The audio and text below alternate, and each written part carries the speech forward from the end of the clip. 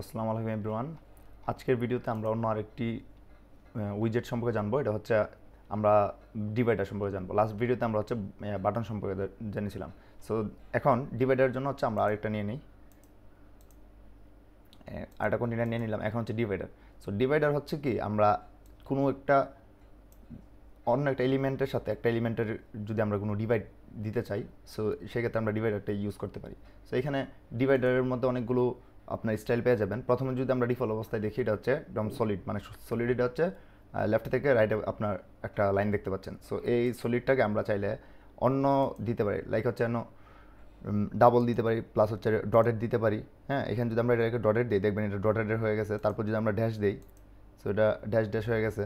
তারপরে এরকম করে হচ্ছে আমরা আমাদের প্রয়োজন অনুযায়ী এটা করতে পারি। আর এইখান থেকে হচ্ছে আমরা এটাকে পার্সেন্টেজ অনুযায়ী দিতে পারি। চাইলে হচ্ছে এটা আমাদেরকে পার্সেন্টেজে যদি আমি এটা 50% করে দিই ফর এক্সাম্পল, সেক্ষেত্রে এটা হচ্ছে 50% হয়ে যাবে। এই যে দেখেন, এখন আপনারা অনেক সময় কিন্তু পার্সেন্টের দরকার নাও পড়তে পারে, তাই না? সো সেই ক্ষেত্রে হচ্ছে আপনারা করবেন কি, এটা পিক্সেল করে নেবেন। এই যে পার্সেন্টের উপরে ক্লিক করে তারপর হচ্ছে আপনারা এই পিক্সেল করে নেবেন। পিএক্স মানে হচ্ছে পিক্সেল। এখন আমি যত পিক্সেল দিব এটা অত পিক্সেল হবে। তারপর হচ্ছে অ্যালাইনমেন্টে আসি। অ্যালাইনমেন্টে আসার পর আমরা লেফট রাইট আমরা সেন্টার এরকমভাবে দিতে পারি। সো আমি সেন্টারে দিলাম।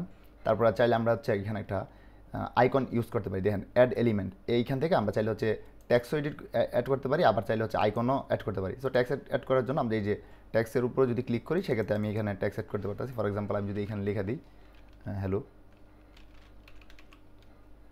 সো এখানে দেখতে পাচ্ছেন ট্যাক্সটা কিন্তু অ্যাড হয়ে গেছে। তারপর এখান থেকে এটা আমরা H1 H2 এরকমভাবে ওইটা ডিফাইন করতে পারি যে এটা কোন ট্যাগের আন্ডারে থাকবে।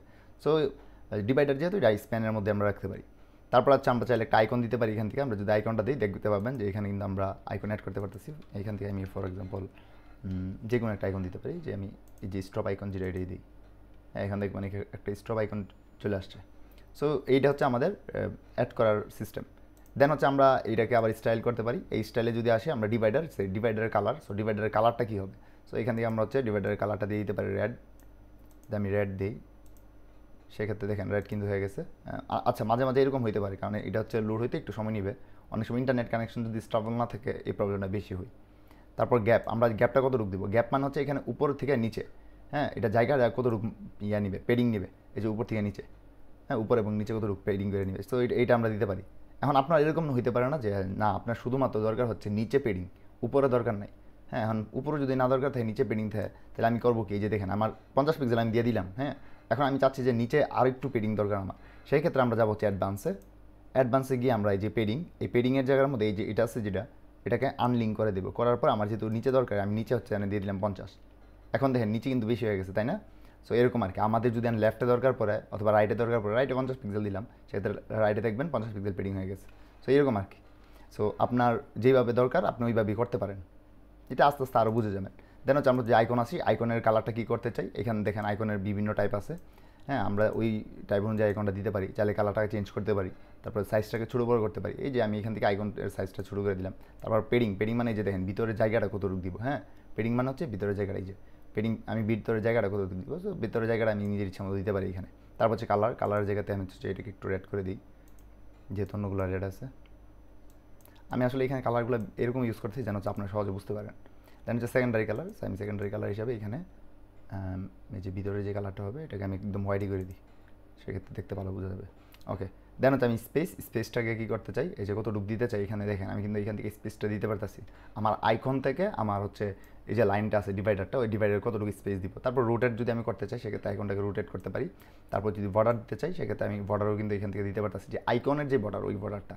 হ্যাঁ, তারপর হচ্ছে আমি এটাকে যদি গোল করতে চাই, সেক্ষেত্রে বলছিলাম যে বর্ডার রেডিয়াস। সো আমরা বর্ডার রেডিয়াস দিয়ে এটাকে একদম গোল করে ফেলতে পারবো কিন্তু। সো এটা হচ্ছে ডিপেন্ড করতেছে আপনি আসলে কীভাবে আপনি এটা দেখতে চান, ওইভাবে। আর অ্যাডভান্স সম্পর্কে তো বললাম, আস্তে আস্তে আমরা জানবো। এই যে যেমন আজকে একটা জানলাম যে আমরা নিচে এখন পেডিংয়ের দরকার, আমি সেক্ষেত্রে কিন্তু এটা পেডিং দিয়ে দিছি। বটমে হচ্ছে 50 পিক্সেল, সেক্ষেত্রে নিচে পেডিং চলে আসছে। এখন মার্জিনটা কি? এখন দেখেন আমি যদি মার্জিন বটমে দিই, তাহলে বুঝতে পারবেন যে আসলে মার্জিনটা কোথায় থেকে যাচ্ছে। এখন মার্জিন বটমে 50 পিক্সেল দিলাম, এই যে দেখেন, এই যে মার্জিন বটমে যদি আমি এটা ধরি, এখনও মনে হয় বুঝবেন না, কারণ এখনও বুঝবেন না। এই মার্জিনটা আমি যে সময় ডিজাইন করবো ওই সময় আমি বুঝাবো আপনাদেরকে।